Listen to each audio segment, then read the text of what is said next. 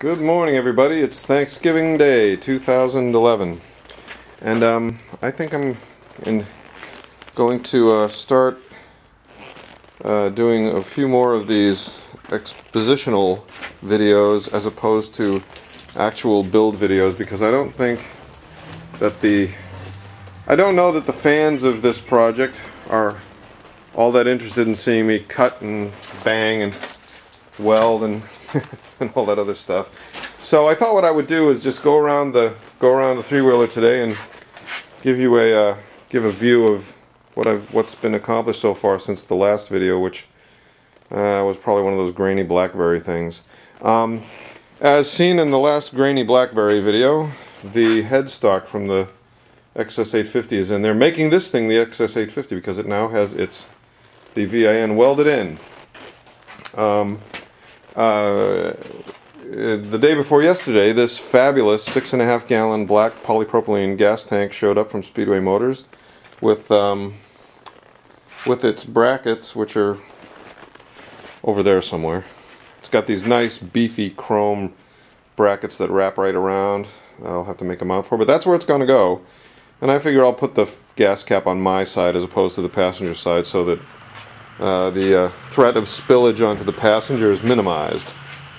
Now that the headstock is in and this thing is officially the XS850, it can carry its license plate, although I've just got the old XS850 fender sitting on there.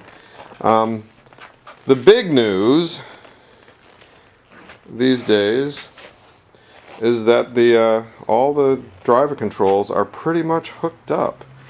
As you can see there, the brake pedal, which has been connected to the master cylinder for quite a while actually, is there. The fabulous idea I had for connecting the old XS850 hand lever as a clutch pedal, that's it right there. You can see how I trimmed the protective ball end and just made it a little flat surface.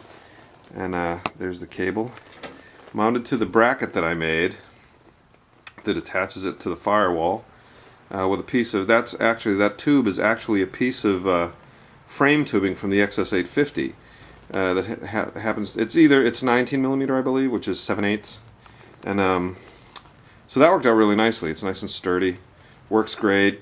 And then here's my homemade throttle pedal, which is a piece of quarter inch rod, welded through, quarter-inch rod with a piece of tubing on it. That piece of tubing, I'm not sure where that came from. That's from a lawnmower or something. But it was laying around, and I welded the rod on, bent an end for a stop, welded in a little stop. That bracket there holds the XS850 throttle cable, and it pulls the throttle cable as it was designed. So I have adjustment, and it comes right around here, and pretty nicely pulls that throttle. So yeah, the foot pedals are connected. Of course, the steering's been connected for a while, but over the last couple of weeks, what I've got done is connecting the shifter, which I'm really happy with. And as you can see, it goes from this. I like this outside shift lever carrying on the 1920s vibe. That's a piece of quarter-inch, plain old mild steel quarter-inch rod that I got at Lowe's or somewhere, with some 1/4-28 spherical rod ends, sourced of course from Speedway Motors. One there to this handmade bell crank on the welded bracket. The through bolt is also handmade. The bell crank goes through a piece of 1/2-inch tube to another piece of 1/8-inch steel arm to the link that goes down to the motorcycle shifter, and you move the lever, and it let's see if I can get a good view of that. There we go. Well, it's not the best view, but you can see it. It moves the, there we go, that's better. It moves the shifter pretty nicely. And I love that tower bracket I made. It's you can see it's just tack welded. It's not fully welded yet. That's what I'm going to do now, after I'm done showing off all these parts. But it moves it pretty nicely. There's first gear, there's neutral. If I turn the back wheel, I can go all the way through the gears. So things are connected. I'm getting pretty excited here. I've got, oh, and the last thing I want to show off here, move a few things out of the way. The gas tank box is right here behind me. This grill that I got this grill, which Henry's has provided so much of this. It provided the MGB spindles, even though all the old cars are gone, which kind of bums me out. But I was there at the boneyard scrounging parts for my son's car, my son's BMW, and I was down in the German car area, and there was this Mercedes with this grill, just with a grill. There were grills attached to the hoods. It didn't have the Mercedes logo on it, so 4 bolts, I took it off, or it was 6 bolts, I forget.